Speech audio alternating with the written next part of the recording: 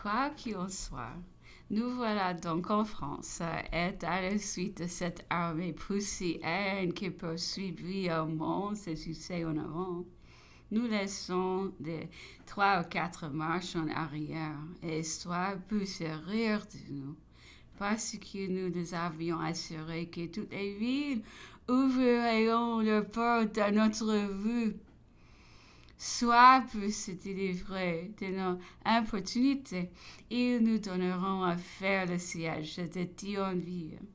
Nous approchons la place et par une de ces bizarreries singulières du hasard, le cœur de la marine s'y trouva précisément opposé aux volontaires nationaux de Brest. Ils se reconnaissent. Et Dieu sait, la volée d'épithètes est un jeu qui sont aussitôt échangés. Toutefois, la place de Thionville est, comme on sait, des plus fortes, et nous ne pouvions les prendre après tout de nos mains ni de nos dents, car nous manquions de tout. Et ce fut le sujet d'une haute négociation que d'obtenir des Autrichiens de Luxembourg 2 pièces de 24 après bien d'aller et de venir. Elle se présentant enfin triomphante, et c'est avec ce formidable appareil que nous semons la place et que sur son refus on lui tire. La nuit, on peut perdre quelques centaines de coups de canon. Lors du mot réduit de l'émigration, les armes ayant fait trouver avec le général de Wimpfen, commandant de cette place, il me commandait quelle avait pu être notre intention et notre mauvaise plaisanterie. Mais c'est, je crois, qu'on comptait sur vous. Mais quand cela eut été, me disait-il encore, eussiez-vous de me mettre dans le cas de me rendre? Vous ne pouviez supposer que je dusse vous solliciter de m'attaquer. Les tout était à l'événement. La plus petite sortie mettait toutes nos forces en l'air. La moindre circonstance était un événement pour nous. Cela était simple, car nous étions étrangers à tout. Aussi courage à part. Je n'hésite pas à croire qu'ils sont gros bonnets de la garde impériale. Nous ont mis tout notre raisonnement en déroute. Heureusement que nos adversaires n'en savaient pas plus que nous. Nous étions pygmées alors. Bien qu'en très peu de temps, on s'y trouvait des chiens partout. Cependant, nous demeurions forts mécontents de tout cela sous nos tentes sur notre mauvaise paille. Mais à la française, notre gaieté faisait, notre salut, notre mauvaise humeur s'excellait tout en kilopée et en mauvaise plaisanterie. Chacun de nos chefs eut son sobriquet. Il ne fut pas jusqu'au vénérable maréchal de Broglie, notre généralissime, qui n'eut le sien. Et ceci me rappelle quand on nous gratifiâmes, sans doute, un de ces lieutenants qui en demeura noyé. Si mes compagnons de tente lisant jamais ceci, ils en riront encore.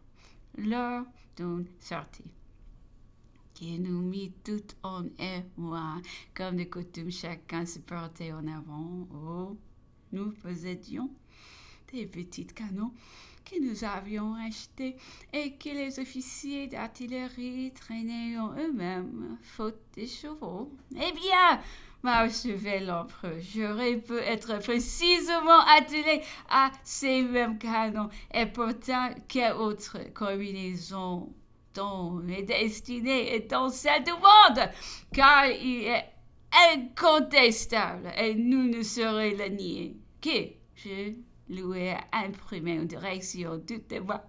Mais reprenez.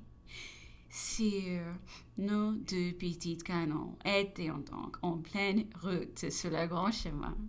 Quand l'officier général du jeu arrive au grand galop et s'arrête indignation la vue de nos petits canons roulant vers la place, la culasse en avant.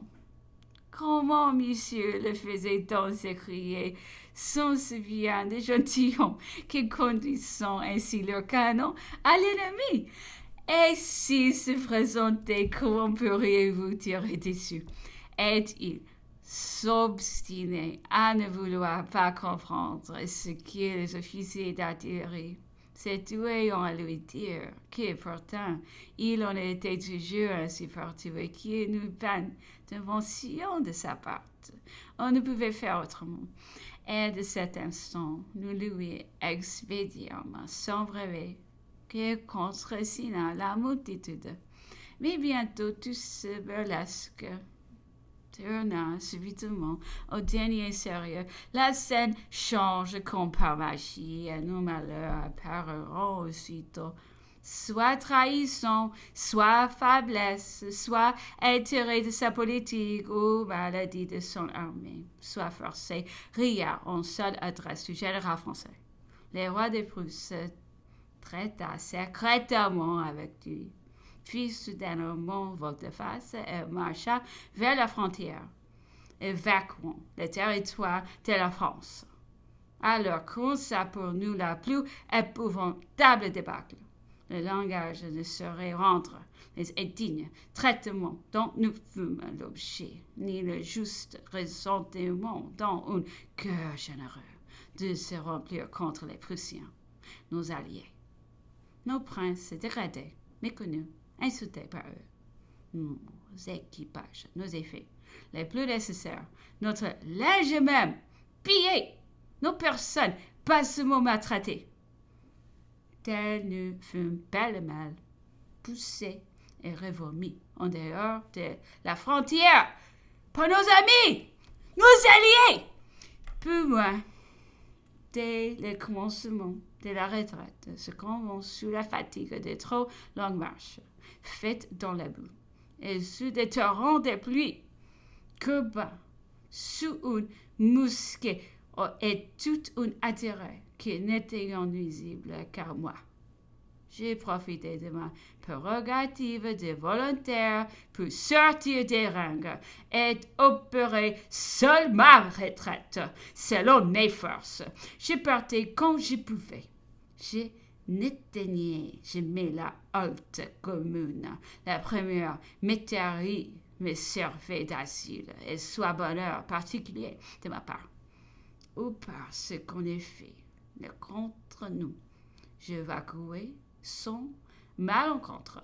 Ce ne fut que quelque temps de là que je pus juger de toute l'étendue de Paris auquel je m'étais exposé quand j'ai lu dans le papier que 15 ou 18 nôtres traînèrent comme moi, dont quelques-uns étaient mes voisins dans les rangs, avions été saisis, menés à Paris et exécutés dans les places publiques en espèces d'autres d'affaires et comme par voie d'expiation.